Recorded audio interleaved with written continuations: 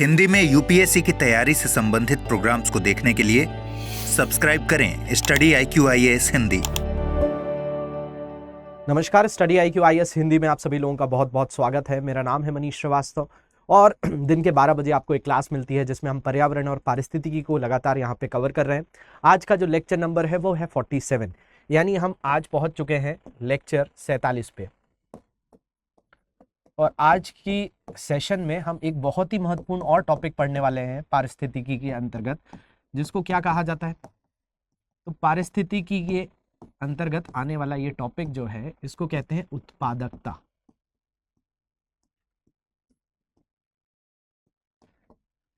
ये उत्पादकता बहुत ही महत्वपूर्ण है किसी भी पारिस्थितिक तंत्र में, क्योंकि आपने अभी तक बहुत सारे इसके अंतर्गत विषय देख लिए। कहीं आपने खाद्य श्रृंखला के बारे में पढ़ा, कहीं पिरामिड के बारे में पढ़ा, इसी के अंतर्गत आपने पिछली क्लासेस में जैव आवर्धन के बारे में पढ़ा था, जैव संग्रहण के बारे में पढ़ा, सुपोषण के बारे में पढ़ा।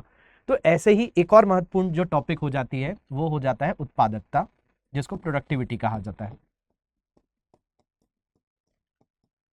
तो भाई आपने पारिस्थितिकी तंत्र के घटक देखे थे, जिसमें हमने बात की थी कि भाई एक होते हैं उत्पादक, फिर दूसरे जो होते हैं उनको उपभोक्ता कहते हैं, तीसरी श्रेणी में जो आ जाते हैं उनको अपघटनकर्ता कहते हैं। याद होगा आपको, ये मैंने पढ़ाया हुआ है। आज जो हम समझने वाले हैं उत्पादकता एक बहुत ही महत्वपूर्ण विषय है जो कि आपका इसी खाद्य श्रृंखला में, इसी पारिस्थितिक तंत्र में जुड़ा हुआ होता है। अब यहाँ से कुछ शब्दावलियों पर विशेष तौर पर ध्यान देना है। शुरू करेंगे सेशन, तो समझना इसको ध्यान से। और बाकी जो नए स्टूडेंट्स हैं उनके लिए मैं बता दूं कि अगर आप लोग सोच रहे हैं कि सर ये 47वां लेक्चर है, तो पिछले लेक्चर 1 to 46 का क्या करना है, तो इसकी प्लेलिस्ट बनी हुई है, उस प्लेलिस्ट पर जाइए। सारे चैप्टर्स बहुत डिटेल में कराए गए हैं, आपको बहुत सारी चीज़ें इसमें मिल जाएंगी, चाहे जलवायु परिवर्तन हो, वैश्विक तापन के बारे में चर्चा बहुत अच्छे से हुई है, ओजोन के बारे में, सतत विकास के बारे में, और लगातार अभी मैं पर्यावरण पारिस्थितिकी को कवर कर रहा हूँ।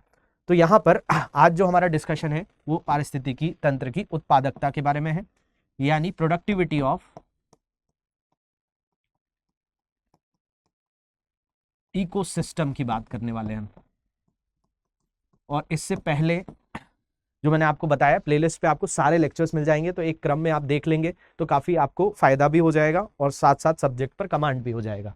चलिए, तो अब यहाँ पर जो हम बात कर रहे हैं उत्पादकता की, कि हमने देखा कि भाई पारिस्थितिक तंत्र के जो घटक थे उसमें जैविक घटकों में जो जैविक घटक हैं उसके अंतर्गत कितनी चीजें आ रही हैं, तो आप बताएंगे सर 3 आती हैं। एक होता है उत्पादक,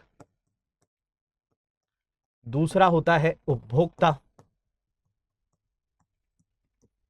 और तीसरा होता है अपघटनकर्ता। तो ये तो हमें पता चल गया था, लेकिन हुआ क्या कि भाई एक नियम आड़े आया।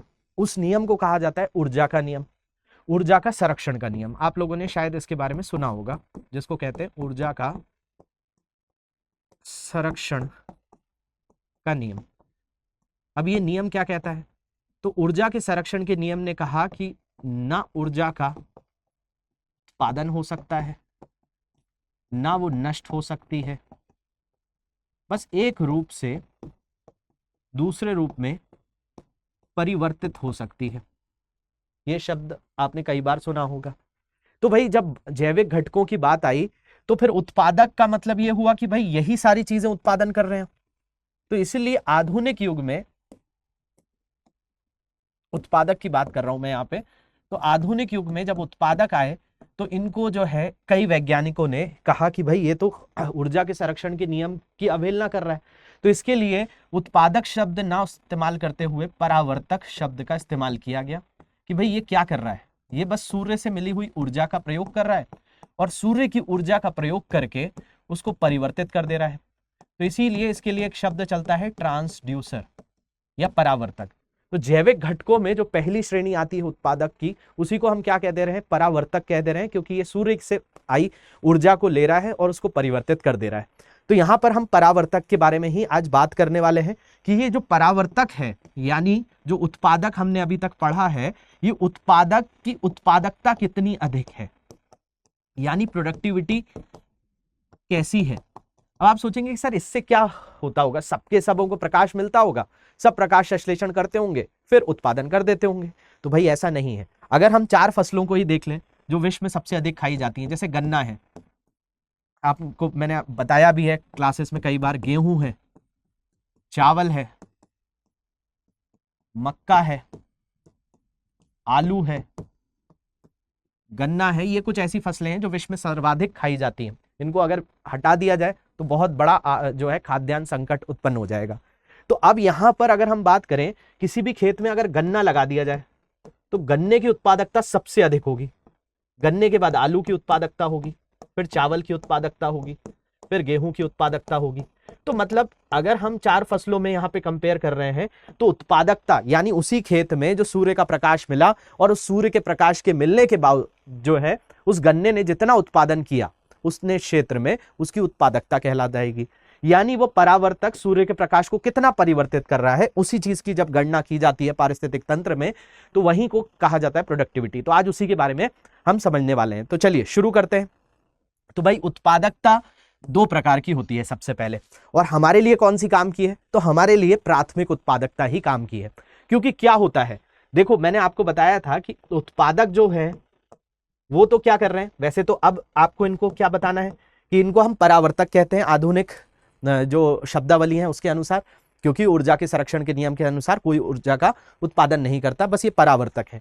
तो इसी उत्पादक या परावर्तक की बात कर रहे हैं। आपने शुरुआत से उत्पादक पढ़ा है तो इसलिए मैं उत्पादक भी बीच बीच में नाम लेता रहूंगा, लेकिन याद रखना ये भी चीज कि इनको परावर्तक भी कहा जाता है। अब उत्पादक पर निर्भर कौन करता है? उपभोक्ता करता है, और इसके बाद अपघटन करता आ जाते हैं। लेकिन जब हमने खाद्य श्रृंखला पढ़ी थी तो खाद्य श्रृंखला के अंतर्गत या खाद्य जाल के अंतर्गत ये 2 चीजें मैं पढ़ा चुका हूं आपको, खाद्य श्रृंखला और दूसरा है खाद्य जाल। इसको आप फूड वेब कह देते हैं, इसी को आप फूड चेन कह देते हैं। तो भाई यहां पे होता क्या है, जो प्राथमिक इसमें व्यक्ति होता है, या व्यक्ति ना बोलते हुए हम यहाँ पे स्थिति बोलें कि भाई प्राथमिक स्तर पर जो होता है, पहले स्तर पे जो होता है, यानी जिसको आपने पोषण स्तर कहते हैं हम, तो पोषण स्तर पर T1 लेवल पे, T1 लेवल की बात कर रहा हूं मैं, तो T1 लेवल पे क्या आ जाता है? जैसे हमने घास की बात करी थी, भाई घास को खा लिया बकरी ने, बकरी को खा लिया बाघ ने, तो यहां पर ये जो पहले स्तर पे आया यही तो क्या है? उत्पादक या परावर्तक है। तो ये कितना उत्पादन कर रहा है? जब इसको एक भूमि का क्षेत्र मिल जाए, जल मिल जाए, मानव संसाधन मिल जाए, तो उतने ही क्षेत्र पर जब इसको उगाया जाए तो ये कितना उत्पादन करता है, उस चीज के बारे में यहां पर बात की जाती है, प्राथमिक उत्पादकता के बारे में। यानी इसमें आप पढ़ेंगे तो उत्पादकता 2 प्रकार की है। एक है प्राथमिक उत्पादकता जो हमें पढ़नी है, सबसे मेन यही एग्जाम में आएगी, प्राथमिक उत्पादकता, और दूसरी आएगी द्वितीयक उत्पादकता। द्वितीयक उत्पादकता इतनी नहीं पूछी जाती है, लेकिन उसको भी मैं समझा दूंगा। प्राथमिक उत्पादकता का मतलब है कि इस खाद्य श्रृंखला में ये जो घास है, इस घास का उत्पादन कितना हुआ है, जब इसको हम नापना शुरू करते हैं तो इसी को कहा जाता है प्राथमिक उत्पादकता यानी प्राइमरी प्रोडक्टिविटी। और जब सेकेंडरी प्रोडक्टिविटी की बात होती है तो जो शाकाहारी होते हैं, जैसे घास को खाने वाली बकरी है, या घास को खाने वाला टिड्डा होगा, या कोई सब्जी भाजी है उसको मानव ने खा लिया तो वो भी शाकाहारी हो सकता है। तो शाकाहारियों के द्वारा उस ऊर्जा को ग्रहण करने के बाद उसका कितना परिवर्तन होता है और उससे उन्होंने कितनी ऊर्जा ग्रहण करी, आपने कोई चीज खाई और आपके शरीर में कितनी ऊर्जा का निर्माण हुआ, उसको ही तो उत्पादकता कहा जाएगा, उसी को ही तो प्रोडक्टिविटी कहा जाएगा। तो याद रखेंगे कि उत्पादन कितने प्रकार के होते हैं? 2, एक प्राथमिक उत्पादकता और आपका द्वितीयक उत्पादकता। लेकिन हमारे लिए कौन सी जरूरी है? तो प्राथमिक उत्पादकता सर्वाधिक जरूरी है। यानी प्राथमिक उत्पादकता में पोषण स्तर में किसकी बात होगी? तो आप बताएंगे कि भाई पोषण स्तर में जो पहला स्तर है यानी T1 लेवल है, हम वहां की बात करेंगे।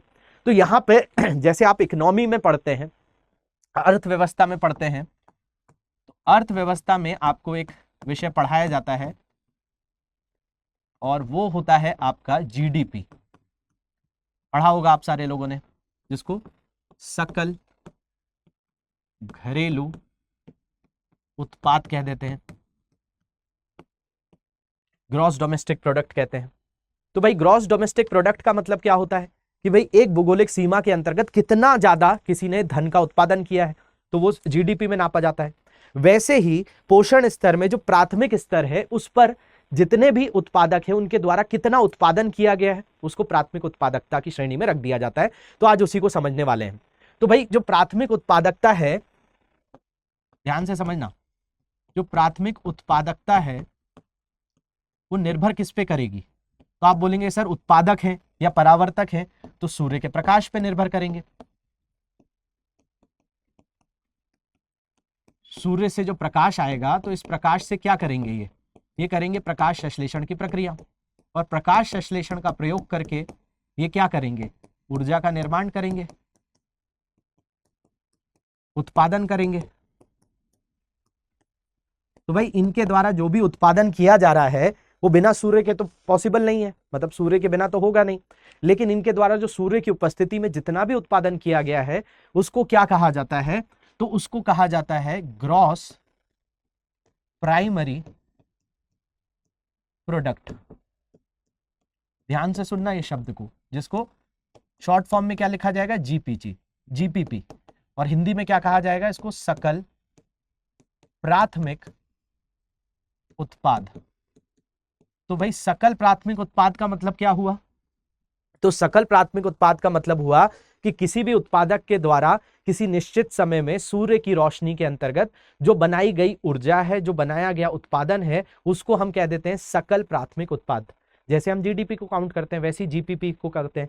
अब वहां पे एक शब्द आता है, जब जीडीपी आप पढ़ रहे होते हैं तो जीडीपी के बाद आप एक पढ़ते हैं एनडीपी, यानी नेट डोमेस्टिक प्रोडक्ट। तो जीडीपी एनडीपी को जब निकालते हैं तो वहां पे आपको सिखाया जाता है कि जीडीपी में क्या माइनस कर दो, डेप्रिसिएशन कर दो, मूल हास हटा दो इसमें से। तो ऐसे ही यहां पर भी क्या किया जाता है, यहां पर ग्रॉस प्राइमरी प्रोडक्ट के बाद हम निकालते हैं एनपीपी। आप बोलेंगे सर ये क्या होता है एनपीपी, तो इसको कहते हैं नेट प्राइमरी प्रोडक्ट। अब नेट प्राइमरी प्रोडक्ट की हिंदी क्या है, तो कुल प्राथमिक उत्पाद। तो आप कहेंगे सर ये जो अभी आया सकल प्राथमिक उत्पाद, क्या जो सकल प्राथमिक उत्पाद आया क्या वो कुल प्राथमिक उत्पाद नहीं है? तो भाई सकल प्राथमिक उत्पाद में कि उस पौधे ने कितनी ऊर्जा बनाई, लेकिन उस ऊर्जा बनाने में भी तो कुछ ना कुछ ऊर्जा खर्च हुई होगी। अब भाई जैसे कि मान लिया जाए कि किसी पेट्रोल पंप पर जो उसके टैंकर्स हैं उनको भरने के लिए कोई ट्रक आ रहा है। अब वो ट्रक पेट्रोल लेकर आ रहा है और पेट्रोल भरा हुआ ट्रक यहां आया और इसने इसको रिचार्ज कर दिया। तो आप बोलेंगे कि भाई यहां से ये आया और इसने रिचार्ज कर दिया, लेकिन ये जब ट्रक चल रहा होगा इतने पेट्रोल को लेके तो इसमें भी तो ईंधन का खर्चा हो रहा होगा। यानी यहां ईंधन तो आया, लेकिन इस ईंधन को लाने में भी तो ईंधन खर्च हुआ। वो गाड़ी बिना ईंधन के तो नहीं चल रही होगी। तो वैसे ही हम कुल प्राथमिक उत्पाद में ये कहते हैं कि भाई वो पौधे ने, जैसे कि गन्ने का पौधा, आलू का या फिर गेहूं का या चावल का, उसने उत्पादन किया, लेकिन उस उत्पादन की प्रक्रिया में भी तो उसके अंदर कुछ ना कुछ ऊर्जा की खपत हुई होगी। तो उसको क्या कह दिया जाता है क्या, तो यहां पर आप निकालते हैं एनपीपी बराबर जीपीपी माइनस आर। आर का मतलब क्या है, तो आर का मतलब होता है रेस्पिरेशन। आप बोलेंगे सर ये क्या है, तो श्वसन। भाई कोई भी पौधा श्वसन तो करता ही है ना, खुद भी तो श्वसन करेगा और श्वसन में भी तो उसकी ऊर्जा की खपत होगी। तो हम उसका कुल मिलाकर बोलेंगे। जैसे मान लिया जाए आपने खाना खाया, तो आपके खाना खाने के बाद आपके शरीर ने उस खाने को पचाने के लिए कुछ ना कुछ मेहनत करी होगी, कुछ ना कुछ ऊर्जा की खपत उसमें भी हुई होगी। तो आप कुल मिलाकर कितनी ऊर्जा का निर्माण हुआ उसकी बात की जाती है। मान लिया जाए ये पेन है, इस पेन की जो कीमत है बाजार में 10 रुपए है, इस पेन की जो कीमत 10 रुपए है इसको मैं 2 रुपए में बनाता हूं और मैं इसको 10 रुपए में बेचता हूं, तो 8 रुपए मेरा फायदा हुआ। लेकिन इस 2 रुपए का जो सामान मैंने बनाया है, ये 2 रुपए का इसका खुदरा सामान आया होगा, इसमें लेबर भी लगी होगी, एक मशीन भी खरीदनी पड़ी होगी। तो भाई मेरा पूरा का पूरा 10 रुपए तो मैंने नहीं कमाया, मैंने 8 रुपए ही कमाया, क्योंकि भाई यहां पर 2 रुपए तो इसके ऊपर ही खर्चा हुआ। वैसे ही जब हम कुल आपका प्राथमिक उत्पाद निकालते हैं तो उसमें क्या घटा देते हैं, तो उसमें हम श्वसन को घटा देते हैं और फिर जो निकल कर आता है वो आता है कुल प्राथमिक उत्पाद। तो समझ आया कि कुल प्राथमिक उत्पाद क्या होता है। तो भाई यहां पर हम एनपीपी की बात करें तो gross primary product minus respiration, यानी सकल प्राथमिक उत्पाद और श्वसन को घटाया जाता है। तो ग्लूकोज प्रोड्यूस ड्यूरिंग फोटोसिंथेसिस, यानी जो भी ग्लूकोज का निर्माण हुआ है कब हुआ है? तो प्रकाश संश्लेषण के दौरान। उसको क्या कह दिया जाता है? उसको कह दिया जाता है जीपीपी, यानी सकल प्राथमिक उत्पाद। और some glucose use to supply energy to drive cellular process, यानी श्वसन में भी कुछ ऊर्जा खर्च होती है और जो बची हुई ऊर्जा होती है उसको आप एनपीपी कहते हैं। तो इस तरीके का ये पूरा कैलकुलेशन होता है। तो उत्पादकता यानी प्राथमिक उत्पादकता की बात करें हम, तो इसी से हमने क्या निकाला? जीपीपी निकाला, यानी सकल प्राथमिक उत्पादकता। तो ध्यान से समझ लो यहां पे। तो इसी में आप यहां देखेंगे ये उत्पादक के आधार पर ज्ञात की जाती है, ये दो भागों में विभाजित होती है और इसमें आप दो चीजें निकालते हैं। एक जो निकालते हैं सकल प्राथमिक उत्पादकता यानी ग्रॉस प्राइमरी प्रोडक्ट, और दूसरा जो होता है शुद्ध प्राथमिक उत्पादकता, या इसी को कुल प्राथमिक उत्पादकता कहते हैं, यानी नेट प्राइमरी प्रोडक्ट। तो ये दो चीजें आज की क्लास में हमने यहां पर समझने का प्रयास किया है कि भाई उत्पादकता में भी अलग अलग प्रकार हो सकते हैं, इसमें भी उत्पादकता हर पौधे की अलग अलग होती है, तो वो निकालना हमारे लिए पारिस्थितिक तंत्र में जरूरी है। अब आप लोग में से कई लोग सोच रहे होंगे सर उत्पादकता से फायदा क्या है?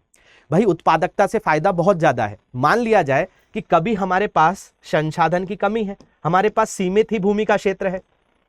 अब इस सीमित भूमि के क्षेत्र में ऐसी फसल उगा दी जाए जिसकी उत्पादकता बहुत ही कम हो, तो होगा क्या? हमने तो भूमि का खराब कर दिया, यानी भूमि का सही से उपयोग ही नहीं किया। अगर हम इसकी जगह ऐसी कुछ उच्च उत्पादकता वाली फसल लगा देते तो हमें ज्यादा फायदा हो जाता, हमारे पास ज्यादा फसल का उत्पादन हो जाता। क्योंकि इस भूमि के क्षेत्र में जो ज्यादा उत्पादक है, मान लिया जाए कि इस क्षेत्र में ये 1 एकड़ की जमीन है और यहां से 100 कुंटल अनाज निकल रहा है, लेकिन हमने कोई फसल लगा दी जिससे 20 कुंटल ही अनाज निकल रहा है, तो उसकी उत्पादकता कम है। और उत्पादकता कम है तो हमारे लिए वो एक अच्छी फसल नहीं हो सकती अगर कंडीशन हमारे पास सीमित ही भूमि क्षेत्र है। तो इस कारण ये उत्पादकता का विषय बहुत ही महत्वपूर्ण हो जाता है। तो अगर हम सकल प्राथमिक उत्पादकता की बात करें तो इसकी डेफिनेशन क्या होगी? तो किसी पारिस्थितिक तंत्र में उत्पादक द्वारा निर्मित समस्त कार्बनिक पदार्थ, क्योंकि देखो ग्लूकोज में क्या है? कार्बनिक पदार्थ ही तो है, CHO, यही तो बन रहा है वहां पे। तो भाई जितना भी हम बोलेंगे किसी भी पारिस्थितिक तंत्र में जो सूर्य के प्रकाश में जो क्या बन रहा है, ग्लूकोज बन रहा है, वो क्या है? कार्बनिक पदार्थ ही है। और शुद्ध प्राथमिक उत्पादकता क्या है? जब सकल प्राथमिक उत्पादकता से शोषण के लिए खर्च की गई ऊर्जा को घटा दिया जाता है तो बचा हुआ भाग शुद्ध प्राथमिक उत्पादकता कहलाता है।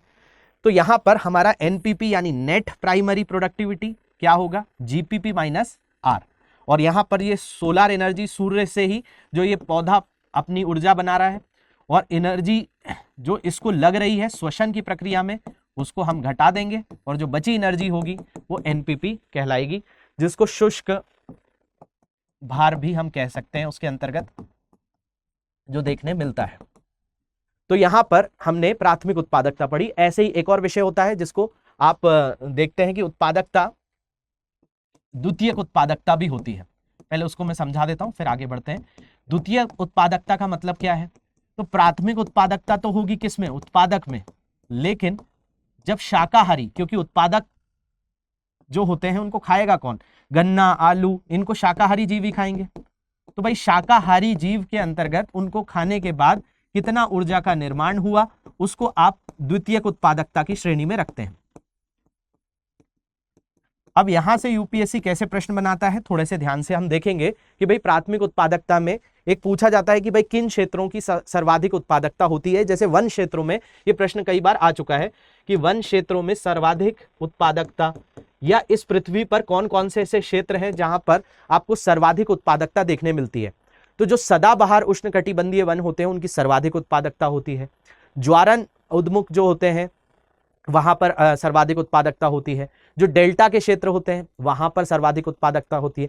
कोई ये क्रम नहीं है, ये हमेशा बराबर मिलेंगे और सर्वाधिक सबसे आगे खड़े होते हुए नजर आएंगे। तो ये याद रख लेना। सदाबहार वन की बात करें, ज्वार नदमुख जो होते हैं, डेल्टा की बात करें, प्रवाल में बात करें, कोरल्स में, ये ऐसे क्षेत्र होते हैं जहां पर उत्पादकता बहुत अधिक होती है। और कोई पहले कोई आखिरी नहीं है कि आप प्रवाल को आखिरी बोल दें, ये चारों ही एक ही स्तर पर है में सबसे अधिक प्राथमिक उत्पादकता होती है। उत्पादकता प्रति वर्ग मीटर के आधार पे होती है कि 1 वर्ग मीटर में, मतलब 1 मीटर लंबाई 1 मीटर चौड़ाई में इनको रखा गया, तो कितना यहाँ पर उत्पादन हो रहा है, कितने सूर्य के प्रकाश को ये परिवर्तित करने में जो है सक्षम है। तो ऐसे 4 क्षेत्र हैं जो पृथ्वी पर सर्वाधिक उत्पादकता रखते हैं, सदाबहार वन, ज्वार नदमुख, डेल्टा का क्षेत्र और कोरल का क्षेत्र यानी प्रवाल का क्षेत्र, यहां पर उत्पादकता सर्वाधिक होती है। और अगर ये क्षेत्र धीरे धीरे खत्म होंगे तो पृथ्वी पर उत्पादकता कम हो जाएगी, यानी उत्पादकों की गिनती कम होगी, उपभोक्ता पर दबाव आएगा और पारिस्थितिक तंत्र के नष्ट होने का खतरा बढ़ जाएगा। इसके अलावा प्राथमिक उत्पादकता का जो क्रम है वो याद रखेंगे वनों के क्षेत्र में, क्योंकि यूपीएससी यहां से प्रश्न पूछता है। तो सर्वाधिक होती है सदाबहार वन में, फिर होती है पर्णपाती वन में, फिर होती है कोणधारी वन में जो नुकीले होते हैं, फिर उष्णकटिबंधीय घास के मैदान, शीतोष्ण घास के मैदान, टैगा और टुंड्रा। ये टुंड्रा जो होता है ये ठंडा मरुस्थल होता है। तो इस तरीके से आपको देखने मिलेगा कि भाई प्राथमिक उत्पादकता का क्रम ये होता है। इसके अलावा सबसे अधिक उत्पादकता मैंने आपको बताई थी किसकी होती है, गन्ने की, फिर आलू की, फिर चावल की। तो ये 3 सर्वाधिक ऐसे हैं, इनके भी नाम याद रख लेना, जो सर्वाधिक उत्पादकता जिनमें पाई जाती है। इसके बाद देखो द्वितीयक उत्पादकता, ये शाकाहारियों के लिए ज्ञात की जाती है और प्राथमिक उपभोक्ता द्वारा निर्मित प्रोटीन की मात्रा को द्वितीयक उत्पादकता कहते हैं। क्योंकि देखो प्राथमिक उत्पादकता की बात करें तो प्राथमिक उत्पादकता किस में है, परावर्तक में है, जिनको हम उत्पादक ही कहते हैं। अब इस जैसे हमने घास देख ली, अब घास को खा लिया हिरण ने, घास को खा लिया बकरी ने, तो इनके अंतर्गत क्या हुआ, तो ये घास से ये मांस तो बना इनका, और इस मांस को मांसाहारी जीव शेर, चीते, तेंदुए इन्होंने खाया। तो यानी ये शेर को क्या मिल रहा है, यहां से प्रोटीन मिल रहा है, तो ये कार्बोहाइड्रेट को प्रोटीन में परिवर्तित कर देती है। तो यहां पर जब हम उत्पादकता निकालते हैं तो इन्हीं को कह दिया जाता है द्वितीयक उत्पादकता, जो मैंने अभी थोड़ी देर पहले आपको समझाई थी। तो आपके लिए अभी भी मैं बोलूंगा कि उत्पादकता में सर्वाधिक कौन सा महत्वपूर्ण है, तो उत्पादकता में आपसे जरूरी पूछा जाएगा प्राथमिक उत्पादकता, लेकिन द्वितीयक उत्पादकता में याद रख लेना यहां पर प्रोटीन की बात हो जाती है, क्योंकि भाई ये ऐसे जीव हैं जो खाते क्या है, कार्बोहाइड्रेट है, बनाते प्रोटीन है। तो वहां पर द्वितीयक उत्पादकता की बात होती है। तो उत्पादक यानी प्रोडक्टिविटी का कॉन्सेप्ट ये है, अच्छे से याद रखना। एक यूपीएससी का क्वेश्चन है, सीएपीएफ में भी पूछा गया था और 2013 में सिविल सर्विसेज में भी ये क्वेश्चन आया था। ध्यान से देख लो, यूपीएससी का 2013 का भी प्रश्न है ये कि पारितंत्रों की घटती उत्पादकता के क्रम में उनका निम्नलिखित में से कौन सा अनुक्रम सही है, मतलब किस में जो है उत्पादकता का जो घटता क्रम है, मतलब सर्वाधिक किस में होगा, फिर किस में होगा, मैंग्रोव, महासागर, घास स्थल, झील, मैंग्रोव, घास स्थल, झील, महासागर, महासागर, मैंग्रोव, झील, घास स्थल। अब देखो यहां पर उत्पादकता की बात करें तो हमने बात की थी 1 वर्ग मीटर में कितना उत्पादन कर रहा है कोई, तो सर्वाधिक अभी इस पृथ्वी पर जो मिलते हैं वो होते हैं सदाबहार वन, ये पहले स्थान पर है। इसी पहले स्थान पर ज्वार नदमुख भी मिलते हैं,